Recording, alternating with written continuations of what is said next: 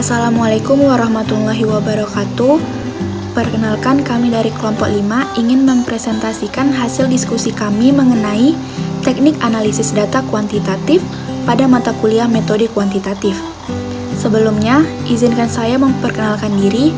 Nama saya Esti Nur Halimah dengan NIM 200620158 dan rekan saya yang bernama Maula Agusti dengan NIM 200620152, Riza Aulia dengan NIM 200620167, dan Raisa Fitria dengan NIM 200620168. Baiklah, kita mulai saja pada slide yang pertama. Baik, pada slide pertama ada analisis data. Nah, dalam penelitian kuantitatif, analisis data merupakan kegiatan setelah data dari seluruh responden atau sumber data lain terkumpul. Kegiatan dalam analisis data ini adalah mengelompokkan data berdasarkan variabel dan jenis responden, mentabulasi data berdasarkan variabel dari seluruh responden, menyajikan data tiap variabel yang diteliti, melakukan perhitungan untuk menjawab rumusan masalah, dan melakukan perhitungan untuk menguji hipotesis yang telah diajukan. Nah, jadi teknik analisis data dalam penelitian kuantitatif menggunakan statistik. Terdapat dua macam statistik yang digunakan untuk analisis data dalam penelitian, yaitu statistik deskriptif dan statistik inferensial. Statistik inferensial meliputi statistik parametris dan statistik non-parametris. Baik, pada slide selanjutnya itu mengenai statistik deskriptif dan inferensial. Apa sih statistik deskriptif itu?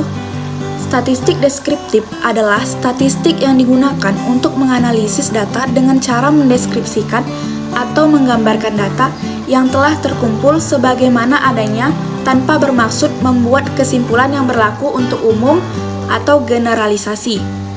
Penelitian yang dilakukan pada populasi tanpa diambil sampelnya jelas akan menggunakan statistik deskriptif dalam analisnya. Tetapi bila penelitian dilakukan pada sampel, maka analisnya dapat menggunakan statistik deskriptif maupun inferensial. Statistik deskriptif dapat digunakan bila peneliti hanya bisa mendeskripsikan data sampel dan tidak ingin membuat kesimpulan yang berlaku untuk populasi di mana sampel diambil.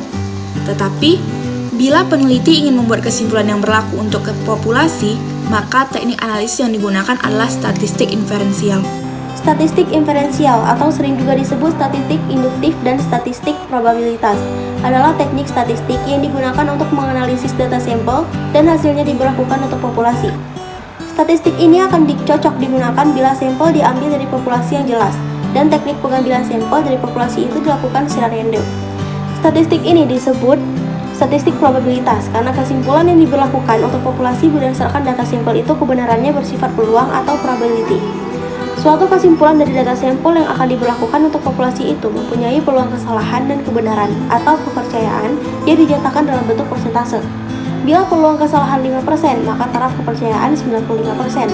Bila peluang kesalahan 1%, maka taraf kepercayaan 99%. Peluang kesalahan dan kepercayaan ini juga disebut dengan taraf signifikasi. B. Statistik parametris dan non-parametris. Penggunaan statistik parametris dan non-parametris tergantung pada asumsi dan jenis data yang akan dianalisis. Statistik parametris memerlukan terpenuhi banyak asumsi. Asumsi yang utama adalah data yang akan dianalisis harus berdistribusi normal. Selanjutnya, dalam penggunaan salah satu tes mengharuskan data dua kelompok atau lebih yang diuji harus homogen, dan regresi harus terpenuhi asumsi linearitas. Statistik non-parametris tidak menuntut terpenuhi banyak asumsi. Misalnya, data yang akan dianalisis tidak harus berdistribusi normal. Oleh karena itu, statistik non-parametris sering disebut distribution free atau bebas distribusi.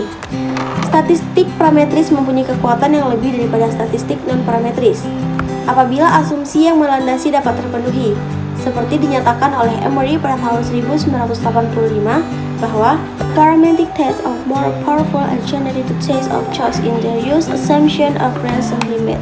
Selanjutnya, Van pada tahun 1973 menyatakan parametric procedure are often mechanically more powerful than their non-parametric counterparts. Selanjutnya, penggunaan kedua statistik tersebut juga tergantung pada jenis data yang dianalisis. Statistik parametrik kebanyakan digunakan untuk menganalisis data interval dan rasio, sedangkan statistik non-parametris kebanyakan digunakan untuk menganalisis data nominal dan ordinal. C. Judul penelitian dan statistik yang digunakan untuk analisis. Contoh, judul penelitiannya yaitu pengaruh kecerdasan emosional terhadap prestasi pegawai di pemerintahan Provinsi Madukara. Bentuk paradigmanya yaitu X dan Y, di mana X berarti kecerdasan emosional dan Y yang berarti prestasi kerja pegawai. Berdasarkan paradigma tersebut terlihat bahwa untuk judul penelitian yang terdiri atas satu variabel independen dan satu dependen, terdapat dua rumusan masalah deskriptif dan satu masalah asosiatif. Dengan demikian, terdapat juga hipotesis deskriptif dan satu hipotesis asosiatif. Bila terdapat kesulitan dalam merumuskan hipotesis deskriptif, maka hipotesis itu tidak berlaku dirumuskan, tetapi rumusan masalahnya saja yang harus dijawab dengan perhitungan statistik. Dua hipotesis deskriptif diuji dengan statistik yang sama. Rumusan masalah, hipotesis, dan teknik statistik untuk dianalisis data. Ketiganya sangat berkaitan. Pada tabel berikut berikan contoh rumusan masalah penelitian, rumusan hipotesis berdasarkan judul penelitian pada contoh di atas. Teknik statistik yang digunakan untuk melakukan prediksi pengaruh penayangan iklan terhadap nilai penjualan adalah dengan teknik regresi tunggal, satu variabel independen. Untuk judul di atas misalnya, bila rumusan masalahnya adalah kalau lama penayangan iklan ditingkatkan sampai optimal, berapakah nilai penjualan barangnya? Selanjutnya, konsep dasar pengujian hipotesis.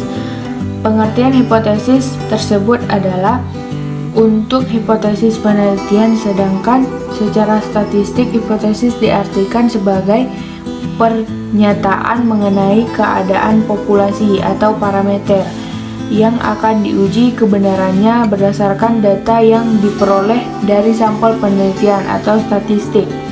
Jadi maksudnya adalah taksiran keadaan populasi melalui data sampel. Oleh karena itu, dalam statistik yang diuji adalah hipotesis nol. The null hypothesis is used for testing. It is statement that no difference exists between the parameter and statistic being compared. Emory 1985. Jadi hipotesis nol adalah pernyataan tidak adanya perbedaan antara parameter dengan statistik atau data sampel. Lawan dari hipotesis nol adalah hipotesis alternatif yang menyatakan adalah perbedaan antara parameter dan statistik. Selanjutnya ada taraf kesalahan. Seperti telah dikemukakan, pada dasarnya menguji hipotesis adalah menaksir parameter populasi berdasarkan data sampel. Terdapat dua cara menaksir, yaitu a point estimate dan interval estimate. A point estimate atau titik taksiran adalah suatu taksiran parameter populasi berdasarkan satu nilai dari rata-rata data sampel. Sedangkan interval estimate atau taksiran interval adalah suatu taksiran parameter populasi berdasarkan nilai interval rata-rata data sampel. Nah, yang kedua, dua kesalahan dalam menguji hipotesis. Dalam menaksir parameter populasi berdasarkan data sampel, kemungkinan akan terdapat dua kesalahan, yaitu A. Kesalahan tipe 1 adalah suatu kesalahan bisa menolak hipotesis nol atau HO yang benar atau seharusnya diterima. Dalam hal ini, tingkat kesalahan dinyatakan dengan alfa. Yang kedua, kesalahan tipe 2 adalah kesalahan bisa menerima hipotesis yang salah atau seharusnya ditolak. Tingkat kesalahan ini untuk dinyatakan dengan beta. Yang ketiga, Macam pengujian hipotesis. Terdapat 3 bentuk pengujian hipotesis, yaitu uji dua pihak atau two-tail, pihak kanan dan pihak kiri. One-tail, jenis uji mana yang akan dipakai tergantung pada bunyi kalimat hipotesis. A. Uji dua pihak atau two-tail test. Uji dua pihak digunakan bila hipotesis NO atau HO berbunyi sama dengan dan hipotesis alternatifnya atau HA berbunyi tidak sama dengan. Yang pertama, uji pihak kiri. Uji pihak kiri digunakan apabila hipotesis 0 atau HO berbunyi lebih besar atau sama dengan 2 dan hipotesis alternatifnya berbunyi lebih kecil. Kata lebih kecil atau sama dengan sinonim kata paling sedikit atau paling kecil. Yang kedua, uji pihak kanan. Uji pihak kanan digunakan apabila hipotesis 0 atau HO berbunyi lebih kecil atau sama dengan lebih kecil dan hipotesis alternatifnya HA berbunyi lebih besar dari.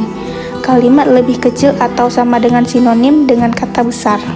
Sekian presentasi dari kelompok kami. Apabila ada kekurangan, kami mohon maaf. Terima kasih. Assalamualaikum warahmatullahi wabarakatuh.